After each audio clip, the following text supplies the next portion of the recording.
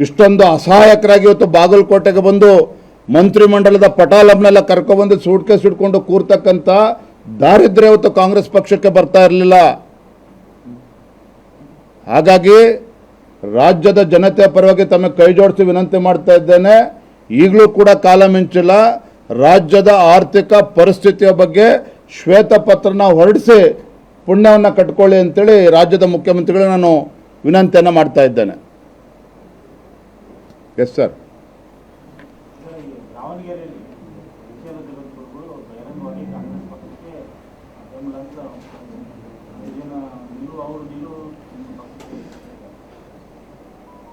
ಯಾವ್ಯಾವ ಸ್ವಾಮೀಜಿಗಳು ಜಗದ್ಗುರುಗಳು ಏನು ಹೇಳಿಕೆ ಕೊಟ್ಟಿದ್ದಾರೆ ಅದಕ್ಕೆ ನಾನು ಪ್ರತಿಕ್ರಿಯೆಯನ್ನು ಕೊಡೋದಕ್ಕೆ ಹೋಗೋದಿಲ್ಲ.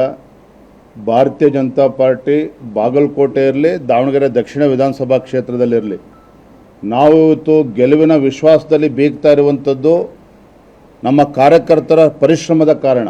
ನಮ್ಮ ಕಾರ್ಯಕರ್ತರು ಎರಡೂ ಕ್ಷೇತ್ರದಲ್ಲಿ ಪ್ರತಿ ಬೂತ್ ಮಟ್ಟದಲ್ಲಿ ಹಗಲು ರಾತ್ರಿ ಶ್ರಮವನ್ನು ಹಾಕ್ತಾ ಇದ್ದಾರೆ. ಕಾಂಗ್ರೆಸ್ ಪಕ್ಷದ ಕಾರ್ಯಕರ್ತರು ರಾತ್ರಿ ಮಾತ್ರ ಶ್ರಮ ಹಾಕ್ತಾ ಇದ್ದಾರೆ. ನಮ್ಮ ಕಾರ್ಯಕರ್ತರು ಬೆಳಗ್ಗೆ 6 ಗಂಟೆಯಿಂದ ಸಂಜೆ 8 ಗಂಟೆವರೆಗೂ ಕೂಡ ಪ್ರತಿ ಬೂತ್ನಲ್ಲಿದ್ದು ಕಾರ್ಯಕರ್ತರು ಕೆಲಸ ಮಾಡ್ತಾ ಇದ್ದಾರೆ. ರಾಜ್ಯ ಸರ್ಕಾರದ ಬಗ್ಗೆ ಜನರಿಗೆ ಕೋಪ ಇದೆ, ಬೇಸರ ಇದೆ. ಇದೆಲ್ಲದರ ಪರಿಣಾಮ ದಾವಣಗೆರೆ ದಕ್ಷಿಣ ಕ್ಷೇತ್ರದಲ್ಲೂ ಕೂಡ ಬಿಜೆಪಿ ಒಂದು ಐತಿಹಾಸಿಕ ಗೆಲುವನ್ನು ದಾಖಲೆ ಮಾಡೋದಿದೆ. ಬಾಗಲಕೋಟೆನಲ್ಲೂ ಕೂಡ ಬಿಜೆಪಿಯ ಗೆಲುವಿನ ನಾಗಾಲೋಟಕ್ಕೆ ಕಡಿವಾಣ ಹಾಕ್ತಕ್ಕಂಥ ಶಕ್ತಿ ಕಾಂಗ್ರೆಸ್ ಸರ್ಕಾರಕ್ಕಿಲ್ಲ. ಇದನ್ನು ಸ್ಪಷ್ಟವಾಗಿ ಹೇಳ್ತಾ ಇದ್ದೇನೆ. ಥ್ಯಾಂಕ್ ಯು ಸರ್, ಧನ್ಯವಾದ. ರಾಜ್ಯದ ಹಣಕಾಸಿನ ಸ್ಥಿತಿಗಿಂತಲೂ ದೇಶದ ಹಣಕಾಸಿನ ಸ್ಥಿತಿ ಬಹಳ ದಯನೀಯ ಐತಿ.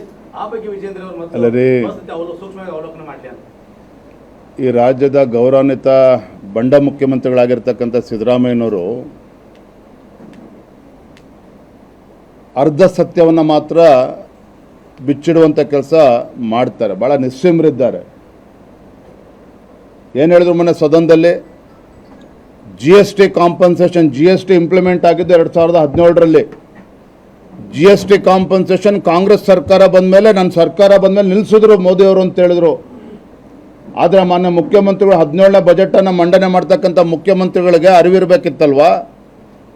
GST ಆ್ಯಕ್ಟ್ನಲ್ಲಿ ಸ್ಪಷ್ಟವಾಗಿ ಉಲ್ಲೇಖ ಆಗಿದೆ ಯಾವ್ಯಾವ ರಾಜ್ಯಗಳು ಅತಿ ಹೆಚ್ಚು ತೆರಿಗೆಯನ್ನು ಕೊಡ್ತದೆ, ಅದಕ್ಕೆ GST ಕಾಂಪನ್ಸೇಷನ್ 5 ವರ್ಷಗಳಿಗೆ ಮಾತ್ರ, 5 ವರ್ಷಗಳಿಗೆ ಅನ್ನೋದನ್ನು ಸ್ಪಷ್ಟವಾಗಿ GST ಆ್ಯಕ್ಟ್ನಲ್ಲೇ ಇರುವಂಥದ್ದು.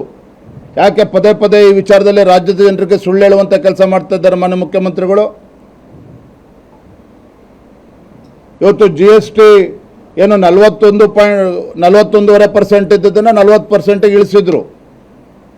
ಆದರೆ based on the performance of the States ರಾಜ್ಯ ಸರ್ಕಾರಕ್ಕೆ ಮತ್ತೆಗೆ 41.33% ಅಷ್ಟು ಕೊಡ್ತಾ ಇದ್ದಾರೆ. ನಾನು ಗೌರವಾನ್ವಿತ ಮುಖ್ಯಮಂತ್ರಿಗಳಿಗೆ ಆಗ್ರಹ ಮಾಡುವಂಥದ್ದು, ನೀವು ರಾಜ್ಯದ ಮುಖ್ಯಮಂತ್ರಿಗಳು ಅನ್ನೋದನ್ನು ಮರೆತು,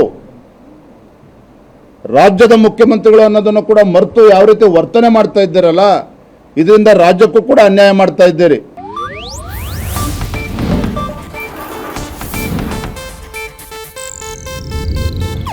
ಇದು ಏಷ್ಯಾನೆಟ್ ನ್ಯೂಸ್ ನೆಟ್ವರ್ಕ್ ಪ್ರಸ್ತುತಿ.